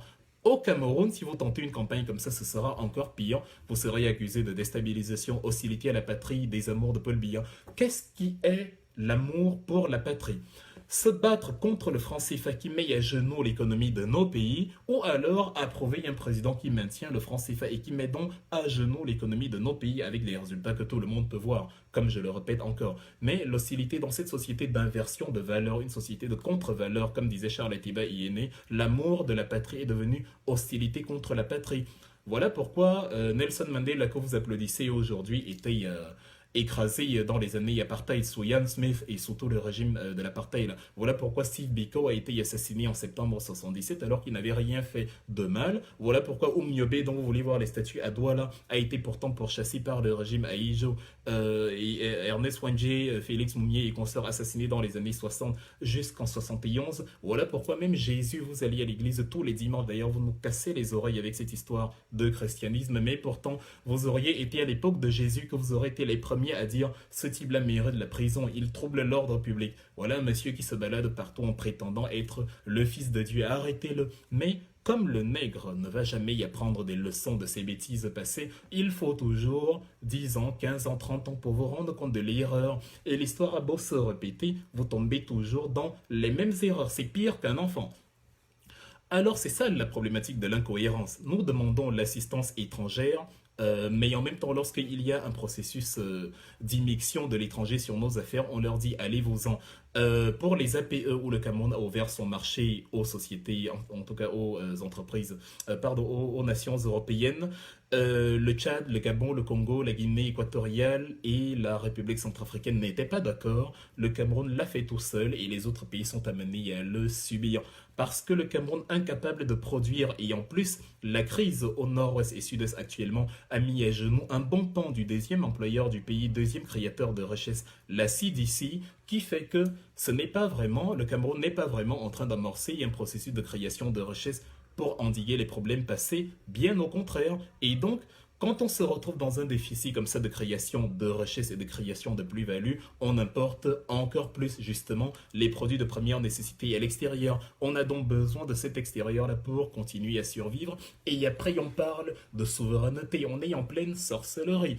Et comme on parlait du franc CFA, voilà les mêmes qui vous disent que c'est bien que notre argent soit gardé au compte d'opération de la France. C'est bien que le ratio crédit-PIB soit déterminé par la France. C'est bien que les conseils d'administration de nos banques centrales soient présidés par les Français. C'est bien que la monnaie ne soit pas interchangeable quand on part en Afrique du Sud, en Afrique de l'Ouest alors qu'on vient de l'Afrique centrale. C'est bien tous ces éléments parce que nous sommes incapables de gérer la monnaie. Voilà donc ces gens qui vous disent on est incapable de gérer nous-mêmes notre monnaie, mais qui veulent dire à ceux qui gèrent leur monnaie que non, on ne veut pas d'immixtion étrangère. C'est une logique d'incohérence absolue. Ce sont donc ces mêmes-là, et c'est encore pire, qui, en vous parlant de souveraineté, vous disent que non, laissez tomber, la Russie et la Chine sont là si les États-Unis, les Britanniques ou les Allemands veulent parler au Conseil de sécurité de l'ONU, la Russie et la Chine vont mettre leur veto. Voilà donc des gens qui sont d'un côté souverains, mais de l'autre, alors qu'ils vous critiquent du fait que vous comptez sur la France, l'Allemagne et les Blancs pour venir vous défendre, les mêmes comptent sur les mêmes Blancs, les Russes, bon, les jaunes aussi, les Chinois pour venir les défendre. On se demande, mais où est la rationalité, où est la différence? Si tu critiques que j'attends l'Allemand pour venir me sauver, alors que tu attends la Russie et la Chine pour te sauver, c'est qu'il y a problème, c'est qu'on est tous aussi idiots l'un que l'autre. Tu ne peux donc pas me traiter d'idiot en essayant de t'extirper toi-même de ce marasme intellectuel-là. Et c'est malheureusement le hors-sujet auquel nous faisons face actuellement. Mais faisons attention, faisons très attention à une chose. En politique, tout est question du rapport de force.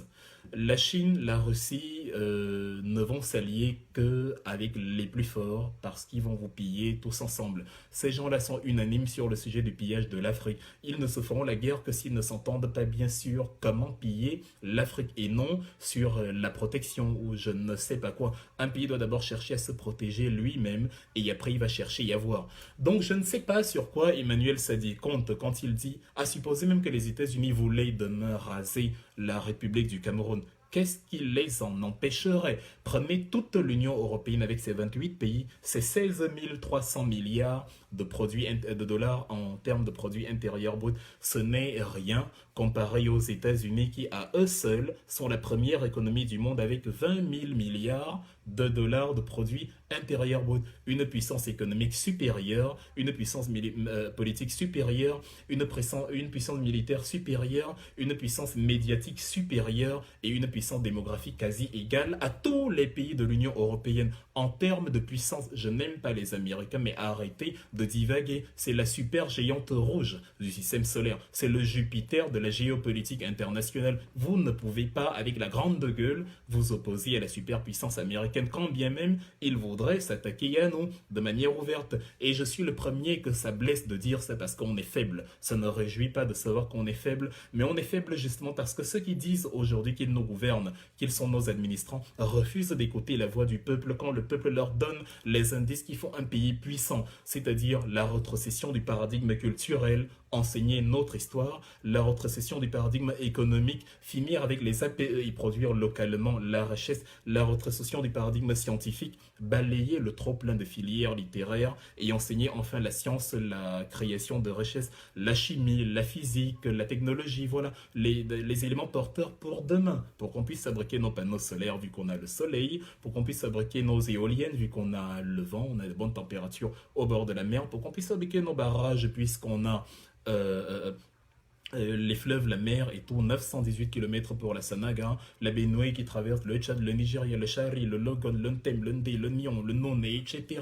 Donc on a absolument tout, mais malheureusement, c'est sous-exploité. Donc tant qu'on est dans cette logique d'absurdité et de refus de voir nous-mêmes ce qui nous concerne, ce qui nous amène vers l'avant, forcément, et oui, forcément, on va se faire écraser par les autres et rien n'y fait. Ce n'est pas parce qu'on aura crié « Ah, je suis très fort, je suis souverain ».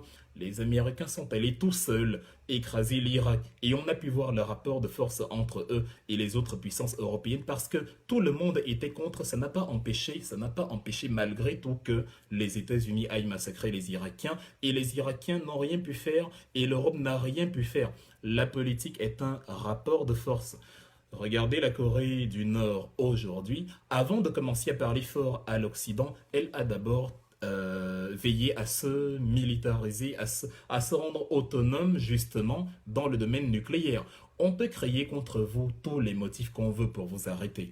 Si Emmanuel Sadi pense qu'il a gagné, enfin pense qu'il a accompli, il a atteint un quelconque résultat en disant non, nous sommes un État souverain, ou si Paul Biya dit voilà, faut défendre la patrie, ce n'est pas ça qui rend un pays résistant. Si les Américains voulaient vraiment nous écraser, vos petites jérémiades sur Tibor Nagui ou les autres n'auraient servi à rien. Si Tibor Nagui et son pays voulaient raser le Cameroun de la carte, il l'aurait fait. Soyez même content qu'il vient, il sourit avec vous. Soyez même content que Peter Henry Ballerin, l'ex-ambassadeur, l'ambassadeur parle avec avec courtoisie. C'est dans nos têtes que nous avons des présidents. Pour eux, nos présidents, ce sont des petits Pinocchio, des pantins, enfin des petits pions, des petits rigolos qui gèrent un pays dont le PIB est inférieur à la fortune de Bill Gates. Trois fois inférieur. C'est Mark Zuckerberg, c'est presque la fortune personnelle de Mark Zuckerberg, c'est presque la moitié du PIB camerounais. Donc vraiment, sachant raison garder et éviter d'avoir la grande gueule partout. Colin Powell des États-Unis a créé une histoire sur les armes prétendues de destruction massive contre les Irakiens pour aller les bombarder. On a tout fait pour coller à Ben Laden. On ne sait pas si c'était vraiment lui l'instigateur du... Mais c'est vrai que c'était lui le chef d'Al-Qaïda, hein. Mais il y a plusieurs versions possibles aux attentats du 11 septembre. En tout cas, les Américains étaient unanimes sur le fait que, un peu comme avec Camto et les ambassades, sur le fait que tout a été fait par ordre de Ben Laden et que bon, il fallait l'assassiner. Voilà, ils sont allés assassiner Ben Laden parce que dans une question, dans une histoire d'idéologie, quand on veut vous écraser, on ne cherche pas à savoir si la raison est vraie ou pas. Voilà pourquoi la Corée du Sud, la Corée du Nord, qui elle admet avoir les armes de destruction massive, les armes nucléaires, n'est pas attaquée. Or, l'Irak qui disait qu'elle n'a pas, ils ont été attaqués. Vous ne trouvez pas ça bizarre? Il y a quelqu'un qui dit non, je n'ai pas de bombe nucléaire, j'ai pas d'armes, j'ai pas d'ADM, j'ai pas d'armes de destruction massive. Lui, il se fait bombarder. On dit non, tu as ces armes. Il dit non, je n'ai pas. On dit non, tu les as. Et voilà un autre Kim Jong-un qui dit je les ai, venez voir, je les ai. Il a fait plusieurs essais depuis 2 ans. Il a fait un essai d'ailleurs très provocateur contre le Japon qui a survolé l'île d'Hokkaido, ce qui n'a pas plu à Shinzo Abe, le Premier ministre, qui a directement convoqué un conseil de guerre en disant la Corée du Nord est en train de nous, de nous attaquer, de nous envahir et laisser de faire que... Mais les Américains ne les ont pas attaqués parce que les Nord-Coréens sont devenus très forts. Ils ont élaboré une politique qu'ils appellent le Byongjin, c'est-à-dire le développement simultané de la force nucléaire et de la force économique. Et lorsqu'ils ont fini, lorsqu'ils ont élaboré leur programme nucléaire, ils ont dit voilà, on peut plus ou moins arrêter l'essentiel de ces programmes et se concentrer vers le développement de l'économie sur le modèle socialiste qui nous a toujours caractérisés. Voilà pourquoi aujourd'hui même, en ce moment où je vous parle, Kim Jong-un se trouve en Russie chez Vladimir Poutine. Ils se sont rencontrés à Vladivostok. Ils sont en train de discuter sur comment mener la coopération économique entre leurs deux pays pour pousser la Corée du Nord vers le développement. Parce que c'est un grand partenaire historique d'ailleurs de la Corée du Nord. N'oublions pas qu'à l'époque de l'URSS, avant l'éclatement des années 90, c'est l'URSS qui a justement conduit à mener au pouvoir le père de Kim Jong-un, Kim Il-sung, le fondateur le fondateur de la Corée du Nord dans son modèle actuel, quelques générations de présidents après ce qui a succédé la guerre de Corée de 1950-1953. Kim Il-sung, le patriarche en tout cas, celui qui était programmé président à vie, le grand-père de Kim Jong-un et père de Kim Jong-il, qui était lui-même le père de Kim Jong-un. Donc, voilà un pays qui a pensé un peu comme les Chinois lorsqu'ils ont fait la bombe en 64-65. Ils ont dit, bon, maintenant, on va essayer de se développer. Et à partir de Deng Xiaoping, ils ont amorcé le développement. Quel est le plan du développement du Cameroun, à part la grande gueule d'Atanganji et d'Emmanuel Sadi? Ce ne sont pas les belles phrases de la langue française qui font de vous un État puissant. Si on veut vous écraser, on vous écrase. C'est donc pour ça que il faut être crédible, il faut être cohérent quand on parle d'ingérence, quand on dit qu'on ne veut pas l'ingérence. Il faut être sûr que c'est exactement la politique qu'on mène, une politique basée sur le progrès, une politique basée sur demain. Parce que avec les violations de lois qui sont le fait de l'État camerounais actuel, on ne sait pas où ces éléments vont nous mener.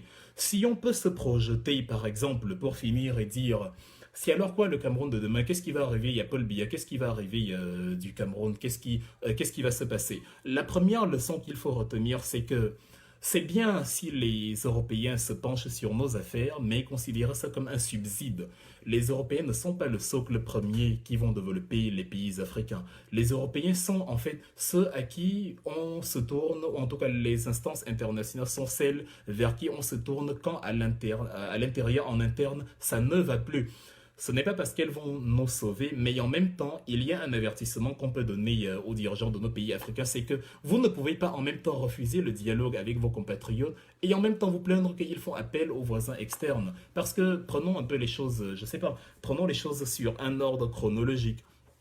Lorsque, au début de la crise anglophone, le consortium a été créé, pour justement discuter de ces questions. Il a été démantelé par le gouvernement camerounais qui était d'ailleurs fier en disant arrêtez-moi ces bandits, les Agbomba là et consorts, mettez-les, arrêtez-moi ça consortium, qu'est-ce que c'est? Je ne veux pas dialoguer.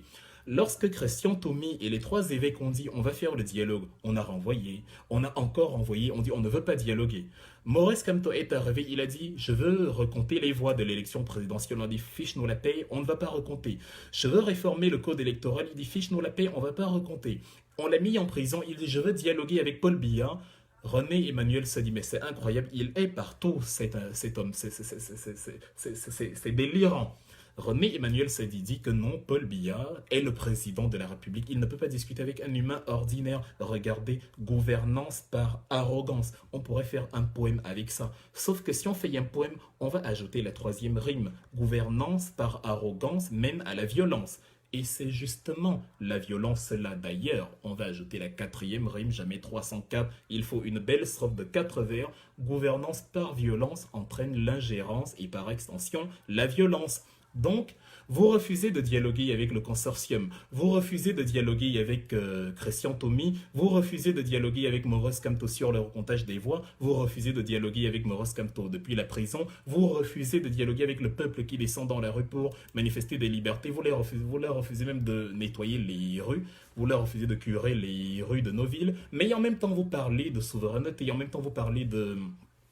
Vous parlez d'émancipation, vous parlez de voilà, il faut, on ne veut pas l'ingérence, on ne veut pas que les gens à l'extérieur se mêlent de nos affaires, mais quand vous refusez systématiquement le dialogue en interne, vous obligez ces gens-là que vous violentez en interne d'appeler l'autre. Si une femme se fait tabasser par son mari, elle va finir par appeler le voisin. Quand elle lui dit « Écoute-moi, tu m'as vu avec cet homme, ce n'est pas ce que tu crois, il ne veut rien entendre », il continue de la tabasser. Forcément, elle va crier très fort pour que l'autre vienne.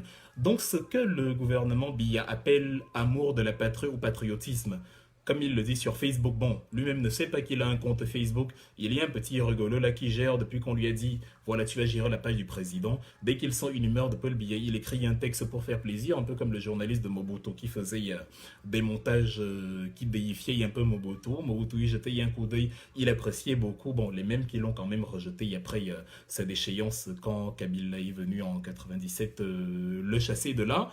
Le patriotisme auquel Paul Biya fait allusion est malheureusement un patriotisme de pacotille qui se résume à ceci. Laissez-moi vous tabasser et respectez les institutions, même si elles vous tabassent, même si elles vous méprisent, même si elles vous spoilent, même si elles vous embastillent, même si elles vous infantilisent, même si elles vous zombifient, même si elles vous imbécilisent, même si elles portent atteinte à votre dignité. Pour eux, c'est ça. Pour eux, quand il y a une institution, ça veut dire qu'elle est bonne. Pour eux, il n'y a pas de fausse loi. Pour eux, quand il y a la loi, elle est bonne. Si le policier te tape, ne te plains pas, c'est l'autorité. Si le ministre vole, ne te plains pas, c'est l'autorité. S'il y a une malversation quelconque, ne te plains pas, c'est l'autorité. Mais non. Comme l'a dit Thomas Sankara, un policier sans idéologie est un criminel. Il n'y a rien à dire dessus. Parce que les premiers tenus à respecter la loi sont ceux-là qui sont censés, qui sont censés la faire respecter sur leurs concitoyens. Si je ne prêche pas par l'exemple, je ne peux pas demander à mon vis-à-vis de respecter la loi et de faire office d'exemple, vu qu'en me regardant, il se rend compte que je suis le premier à ne pas respecter ce que je suis en train de dire. Donc voilà le premier élément. C'est ça le pseudo-patriotisme de Paul Biya. C'est justement pour ça que les gens se retrouvent à appeler l'extérieur, parce que de l'intérieur, tout est verrouillé. 3 jours après que vous ayez dit Paul Biya ne veut pas dialoguer, lui c'est un super homme, il ne dialogue pas avec les humains de basse classe. 3 jours après, vous vous plaignez que justement on ait fait appel à l'extérieur. Soyons sérieux. Et les mêmes qui se plaignent que vous ayez fait appel à l'extérieur sont les mêmes qui vont appeler les gens qui viennent de l'extérieur. Madame Dominique Bald, députée Front National, qui a d'ailleurs été, il y a un journal français, la Mediapart, qui l'a accusé de malversation financière dans la grosse polémique d'emploi fictif entourant Marine Le Pen. Voilà les gens que le clan Paul Biya appelle justement pour aller défendre leurs intérêts au nom du Cameroun. Dont les mêmes qui vous disent que vous faites appel aux Occidentaux dont vous voulez déstabiliser la patrie sont les mêmes qui font appel aux mêmes Occidentaux et pire, les Occidentaux d'extrême droite coupables de malversation financière et de vol d'argent, bon, qui se ressemblent, s'assemblent forcément. Ce sont les mêmes alors, justement, qui ne veulent pas vous écouter, ne veulent pas dialoguer avec vous, et en même temps, ils se plaignent que vous avez fait appel à quelqu'un. Donc, il y a cette députée européenne FN, il y a l'autre roublard, monsieur Jean-Luc Schaffhausen.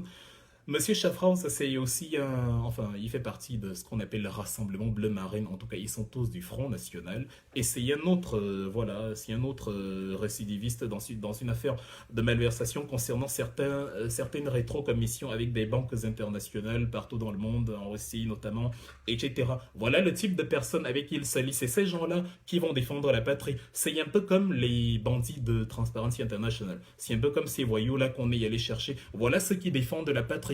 Quand vous appelez des institutions régaliennes reconnues internationalement, non, vous êtes hostile contre la patrie. C'est quand on appelle les imbéciles du Front National ou encore les imbéciles de Transparency International qu'on aime la patrie. Vous voyez donc le processus à outrance de zombimorphose où on vous a plongé. Je réexplique, la zombimorphose, ce n'est pas la zombification. Mon grand frère Valsero parlait de zombification, il s'est trompé. La zombification, c'est quand tu es vivant, on t'assassine, enfin un vampire te mord, et tu restes inanimé pendant quelques instants, après tu te réveilles en zombie. Non. La zombimorphose, c'est la transition instantanée, c'est-à-dire il n'y a pas d'étape intermédiaire, tu passes directement de l'état vivant à l'état de zombie. Tu es un monstre à part entière, c'est exactement ce à quoi nous avons affaire au Cameroun actuellement. Donc on nous met dans un cocon comme cela, avec les gens du Front National, avec les vols, avec les gens qui appellent les Russes, les Chinois, mais qui vous critiquent d'appeler les Français, les Allemands et consorts. Nous ne sommes pas naïfs, moi je n'ai jamais, enfin je suis en Allemagne, je ne me suis pas présenté devant un Parlement européen pour leur dire venez aider le Cameroun. Je n'ai pas vu Angela Merkel, pourtant les bureaux de la chancellerie sont à 1,5 km d'ici. On n'a à aucun moment, c'est-à-dire, je n'ai à aucun moment usé de ce levier-là. Le bureau, le directoire du MRC ou encore les gens de la société civile, notamment la brigade anti-Sardina ou encore les Camerounais de la diaspora ordinaire qui ont déposé des plaintes auprès des instances européennes, l'ont fait parce qu'ils ont vu qu'au Cameroun, l'État n'écoute pas, c'est un État borné. C'est comme un enfant qui vous dit « ne jouez pas avec cette lance », il continue de jouer, ne joue pas avec cette lance, il continue de jouer. Vous lui dites une troisième fois « ne joue pas avec cette lance », il continue de jouer. À un moment donné, vous le frappez et c'est quand il ressent la douleur qu'il se plaint « mais pour qui m'a frappé, il est méchant ». Non, il n'est pas méchant, il a essayé une voie pacifique par une voie pacifique de te faire comprendre quelque chose, tu n'as pas écouté et alors forcément, il a dû employer une méthode qui ne te plaît pas. C'est tellement facile à comprendre que tu te demandes combien de neurones il faut au cerveau de nos chers administrants pour comprendre des choses aussi simples. Donc, nous n'attendons pas foncièrement l'aide extérieure. C'est juste si ça peut être un moyen de pression supplémentaire, tant mieux. Parce que nous savons que lorsque les internationaux interviennent chez vous, il y a une contrepartie à faire. Il y a des choses qu'ils vont vous demander. On va peut-être sortir de la dictature Paul Biya et entrer dans une autre dictature. Peut-être les Allemands vont nous demander encore de plus grandes concessions sur nos matières premières, s'il y en avait encore, vont peut-être choisir à notre place nos dirigeants, vont peut-être corrompre nos dirigeants. Non, la révolution doit venir du peuple. La révolution doit venir, quand je dis révolution, ce n'est pas aller au palais des taudis avec les armes et tuer Paul Biya ou bombarder tout. Mais même cela peut se produire par simple société civile. Il suffit d'une étincelle pour que ça se produise. Les révolutions ne sont pas commandées, les révolutions ne sont pas programmées. Les révolutions arrivent toujours de manière spontanée, même si évidemment il y avait des élans et des velléités de changement qui amenaient à penser que bientôt, tellement l'atmosphère est chaude, il y aura peut-être bientôt une révolution. Mais à aucun moment un peuple ne décide que bon, demain à 10h15, on va faire la révolution. Parfois on fixe une heure comme ça et elle n'a pas lieu. Elle a finalement lieu le lendemain alors qu'on n'avait plus prévu, ou le même jour alors qu'on pensait qu'il faut encore attendre un jour avant. C'est pour ça qu'à Cuba, en 1953, Frank Pais, un étudiant de 22 ans, a été assassiné et ça a conduit justement à la révolution, la descente dans la rue, le Dia de la Révolution, où la population cubaine est descendue dans la rue pour protester contre Fulgencio Batista, le président. C'est pour ça que le 31 octobre 2014, de manière spontanée, lorsque Compaoré décide de lever le verrou constitutionnel, les gens descendent dans la rue et le renversent. C'est toujours des étincelles comme ça qui conduisent toujours à ce que la situation, enfin que les choses partent en fumée d'une certaine façon. C'est lorsque Viktor Yanukovych en Ukraine a refusé de signer le traité d'association à l'Union européenne que les gens sont descendus dans la rue, certes instrumentalisés par l'Occident, mais quand même à partir de cet élément-là. C'est parce que le prix du pain a augmenté au Soudan que le général Omar el-Béchir a été renversé le 11 avril dernier. Il était au pouvoir depuis le 30 juin 1989. Lui-même, il était arrivé par un coup d'État quand il avait renversé M. Ahmed al-Mirghami, où justement ça faisait 29 ans et 10 mois qu'il était à la présidence, 29 ans, 10 mois et 9 jours qu'il était là. Il se croyait intouchable, il se croyait voilà, inaccessible. Il a suffi d'une petite étincelle comme ça pour que justement les choses se gâtent, un peu comme Bouteflika en Algérie. Il est là depuis une petite éternité. En 2013, il est reconduit, il a un AVC, il dit bon, je reste quand même. Et maintenant, en 2019, il dit je vais encore être réélu. Or, je suis totalement inactif. Dont les Algériens, par un coup comme ça, s'énervent. Ils font juste jaillir un volcan alors que la lave était depuis longtemps dans la cheminée, ils n'attendaient qu'à sortir. Et aujourd'hui, il y a une lave énorme dans la cheminée camerounaise qui n'attend qu'à sortir. Et il faut être foncièrement imbécile pour penser que cela n'arrivera pas. Ce n'est ni le MRC qui va créer la révolution, ni... c'est-à-dire, ce n'est ni Maurice Kamto, ni personne de la révolution. Si elle a lieu au Cameroun, elle sera instantanée. Elle sera totalement détachée même de Maurice Kamto ou du MRC ou de quelqu'un d'autre. La révolution est le résultat de la colère de la société civile. Le MRC n'a jamais abandonné sa démarche citoyenne. Vous voyez, on respecte les lois, même si on veut nous coller autre chose. Et le simple fait que des gens s'échauffent et s'énervent vient du fait qu'ils voient que le MRC respecte les lois, mais que le MRC est bafoué et donc par solidarité au MRC, ils décident, eux, d'utiliser d'autres méthodes pour la même finalité. C'est entre autres la naissance de la fameuse brigade anti-Sardina, qui n'est pas le bras armé du MRC, comme les sorciers des plateaux d'histoire veulent le dire, mais qui est plutôt le bras armé de la société civile. Vous imaginez, les Ambazoniens et la brigade anti-Sardina ont deux choses en commun. La première chose, c'est le mécontentement, c'est-à-dire qu'est-ce qui motive la création de l'Ambazonie et de la brigade anti-Sardina, c'est le mécontentement. Ça veut dire, il y a des gens qui sont d'un côté le consortium et de l'autre côté le MRC qui ont des doléances pacifiques. Ils décident que voilà, nous allons dialoguer avec notre État, nous allons lui soumettre ces doléances pacifiques. Elles ne sont pas écoutées et d'autres personnes dont en coulisses regardent et disent que mais si le gouvernement n'écoute pas ces gens-là, ça veut dire que ça ne sert à rien que nous aussi nous y allions de manière pacifique. Nous allons en recherchant la même chose plutôt les bousculer, donner des coups. C'est donc pour ça que dans le cadre de la crise anglophone, quand on n'a pas écouté les leaders du consortium, d'autres anglophones ont dit nous allons créer notre État, nous allons revenir à l'Amazonie, nous ne voulons plus Paul Biya puisqu'il n'écoute pas les gens. Ce n'est pas la peine que nous allions le bousculer.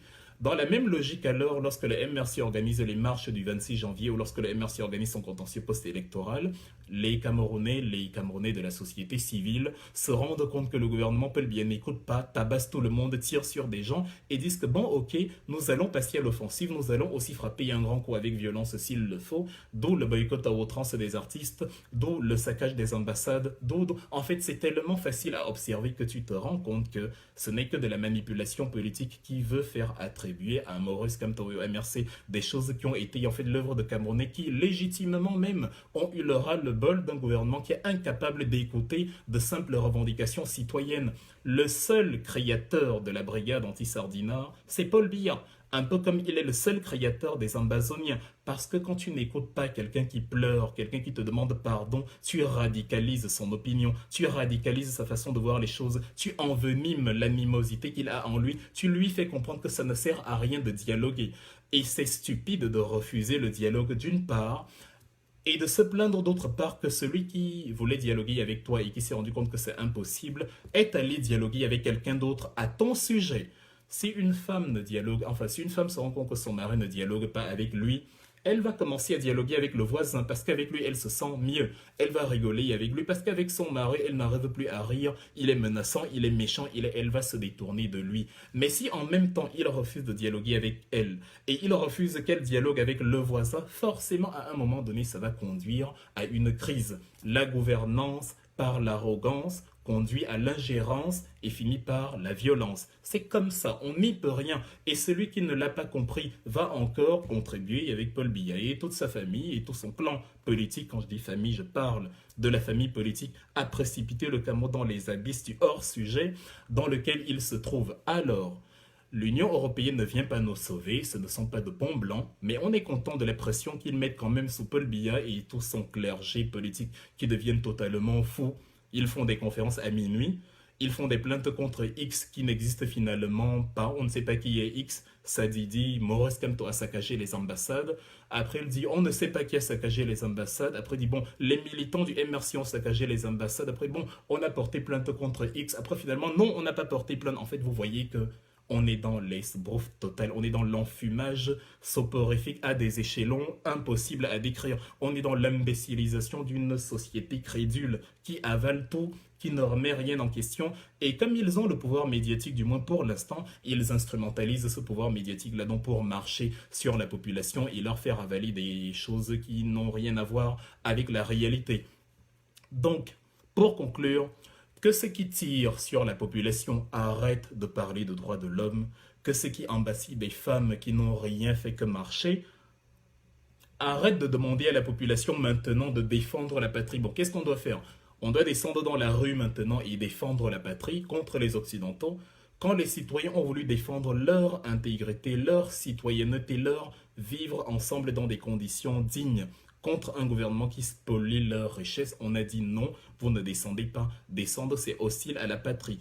Quand on a voulu nettoyer des caniveaux avec l'effigie du MRC, on nous a dit non, comme si c'est interdit à un parti politique. Bref, on découvre les lois tous les jours, de nettoyer les rues. Mais les mêmes sont alliés avec l'effigie du RDPC, nettoyer les rues. Vous voyez, on est dans une société sorcière, c'est la SS, la société sorcière.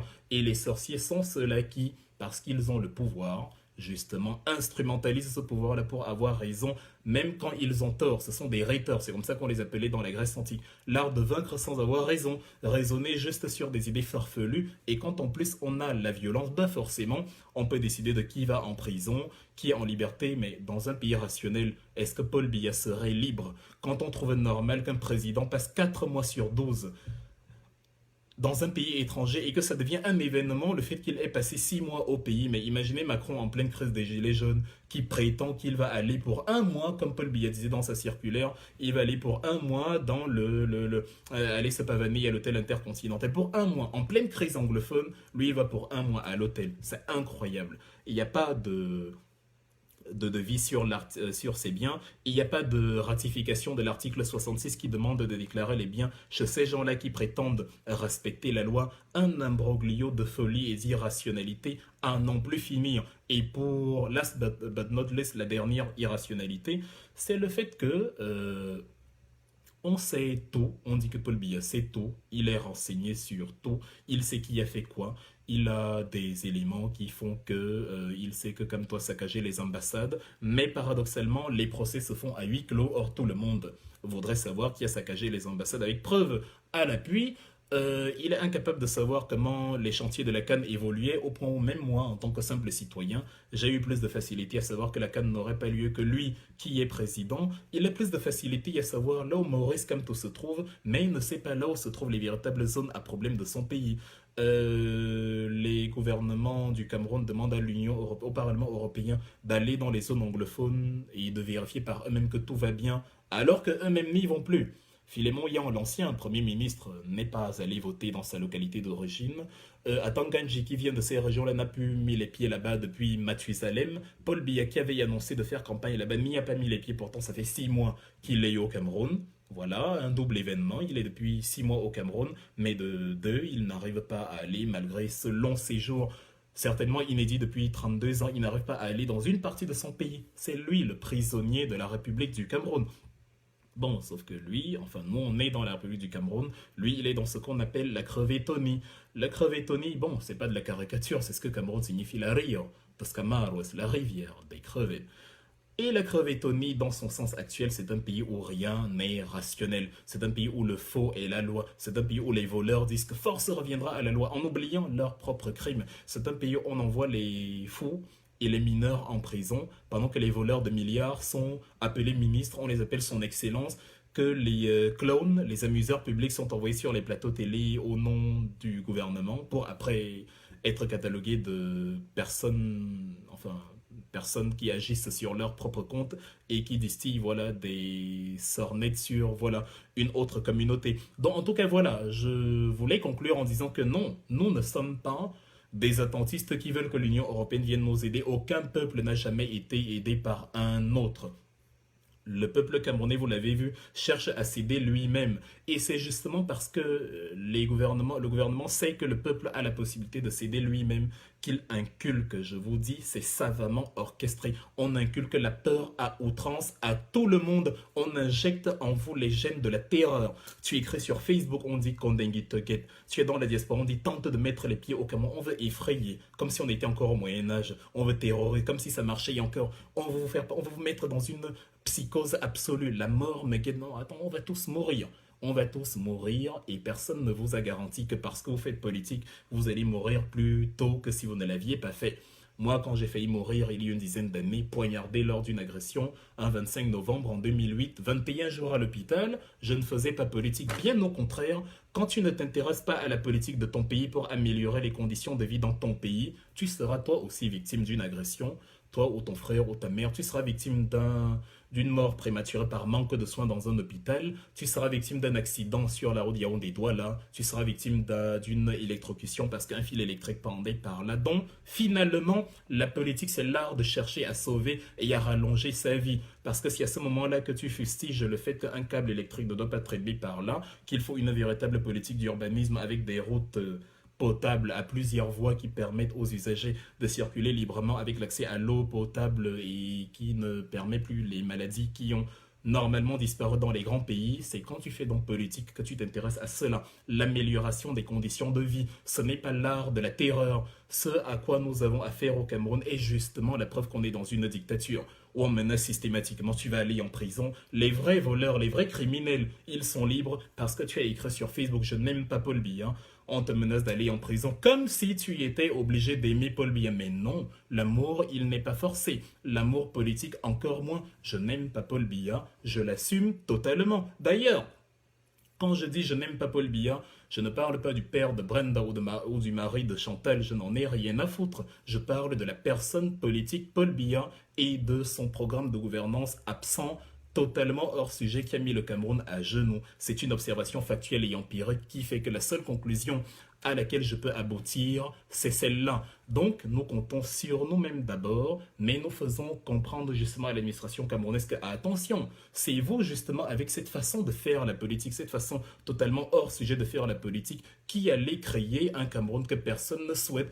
Comme vous avez créé les Amazoniens alors que personne ne les voulait, on voulait juste dialoguer. Comme vous avez créé la brigade anti-sardinard qui terrorise maintenant les artistes dans la diaspora, alors que ils sont partis simplement du mécontentement que la société civile au Cameroun voulait marcher et dénoncer certaines tares de la société. Et comme vous allez certainement créer, peut-être qu'il y aura une troisième branche de la société qui va dire, bon, vu qu'on ne peut plus rien faire au Cameroun, on ne peut pas dialoguer, on en vacille toujours, rien n'a changé, nous, on va vraiment prendre les armes, les bombes, on va aller voir, je sais pas, les Pakistanais et aller faire sauter le palais de l'unité. L'arrogance entraîne la violence, il n'y a rien à faire, c'est-à-dire rien à faire du tout. Quand moi qui fait une analyse froide du Cameroun sur Facebook, et toi tu me menaces de m'emprisonner pour ça, peut-être quelqu'un qui va lire cela va se dire qu'il n'est pas normal que quelqu'un qui a fait une simple analyse sur Facebook est menacé d'emprisonnement. Il va donc conclure que de son point de vue, il n'est pas rationnel qu'un gouvernement comme ça continue d'exister. Et il va élaborer des méthodes dont lui seul connaît la teneur et essayer justement d'aller y bousculer. Maurice Kamto, même s'il disait maintenant qu'il arrête le combat, les Amazoniens seraient toujours là, la brigade anti-sardinard serait toujours là, parce que ces gens-là n'agissent pas parce que Maurice Kamto est là, ils agissent parce que les libertés n'existent pas, parce que la dignité humaine n'existe pas, parce que le citoyen est écrasé au lieu d'être mis au centre des préoccupations, et parce que les véritables voleurs, fraudeurs, tricheurs, embasilleurs, roublards de la société sont totalement en liberté et jouent les saints au milieu des gens alors qu'ils ne servent strictement à rien et se font appeler son excellence. Donc ça se résume à ça et rien d'autre. Alors, dans le sillage donc de ce que je disais, le peuple camerounais doit compter sur lui-même. Le peuple camerounais ne doit pas compter sur les Européens, mais le peuple camerounais doit mettre le gouvernement camerounais devant ses propres responsabilités en disant « Vous avez voulu ratifier les chartes internationales, respectez donc ces chartes internationales lorsque maintenant vous êtes visés. Ne faites pas que les droits de l'homme et machin soient valables quand ça vous arrange et que maintenant quand ça vous met en péril, vous dites que non, vous êtes un État souverain. On n'est pas un État souverain quand on importe le cure-dent. On n'est pas un État souverain quand on a besoin de la Chine pour construire les barrages. Or, la Chine sort de plusieurs décennies de famine où elle était appelée l'enfant malade d'Asie. On n'est pas un État souverain lorsqu'on demande un prêt de 300 millions de dollars pour l'aide humanitaire. On n'est pas un État souverain quand on ne produit rien et que même pour se défendre, on a besoin encore d'acheter des armes à des gens qui peuvent vendre les mêmes armes aux terroristes pour nous combattre.